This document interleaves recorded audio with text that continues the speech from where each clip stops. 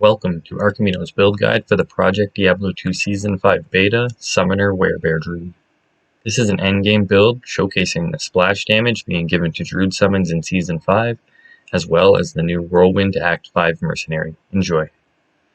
Starting with the gear, you're using what I believe is the best item for the Summoner Druid build, the Athena's Wrath. This gives us +3 to summoning skills and +3 to Druid skills.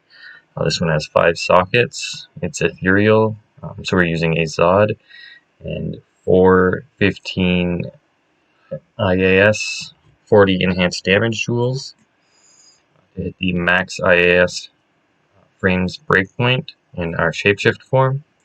For the helmet, we are using the Spirit Keeper. This gives us +2 to all Druid skills. It gives us +2 to one specific skill. In this case, we're using Summon Grizzly. And it also allows us to summon one additional spirit so that we can use Heart of the Wolverine and Oak Sage with all of our summons, in addition to a strong host of elemental defense buffs. For the amulet, we're using a Mara's with 30 all resistance. For the armor, we're using a 3-socket Templar's Might to provide Might Aura for our summons. It also gives us +1 to skills, and we are using 140 enhanced damage jewel and 215 all resist jewels, all 3 with minus requirements to lower the strength requirement to 128. For the gloves, we're using soul drainers for the dual leech. The Fizz Pierce is also nice, and the minus to monster defense. We're using a BK ring for the +2 skills with a little bit of life leech and life. Verdungos for the physical damage reduction. A Ravenfrost for the AR and cannot be frozen, and Gore Riders for the offensive stats.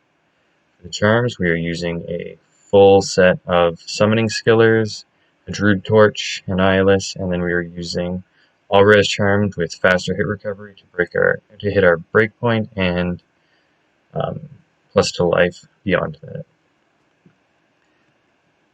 For the mercenary himself, since we're not using the Might mercenary, we're using the Whirlwind. We are going to make him as strong as possible, so we're using the Beast Runeword in a 2-handed Thunder Maul to provide fanaticism aura to our summons. We're going to use the Halbert's Rain because of the +5 to battle orders and battle cry with all resist and PDR. We have a 3-socket, and we just pumped it up with some burr runes for the additional PDR for the beta. We're using the new unique Archon Plate Purgatory with a full set of ethereal gear for maximum enhanced damage, also ethereal, and pumped up with burr runes to hit 50 overall damage reduction. We're using the Draco's Grasp ethereal, an ethereal string of ears, and ethereal Marowaks. For the skills for this build, we're maxing out our summon branch. So max out Raven, Spirit Wolf, Dire Wolf, and Grizzly. We're going to also put 1 into Heart of the Wolverine, a prerequisite, and Oak Sage, so we can use both of the spirits that we want. And for this build, we are maxing out Werebear, so we can shift into Werebear form. In Season 5, Wolves now benefit from Werewolf, and Grizzly now benefits from Werebear. So because we have +2 Grizzly on our helmet, we are choosing to go Werebear form. You can do either Werebear or Werewolf. Either one will work for this build. And since we're going Werebear, we're using the Werebear attacks Maul and Hunger. And we also put 1 point into Lycanthropy. We had 1 point left over that we just threw into Fire Claws in case we need any immunity breaking. So stats, we just used enough strength and dex to wear a gear and put the rest into vitality. We have max res. We're doing almost 18k max maul damage.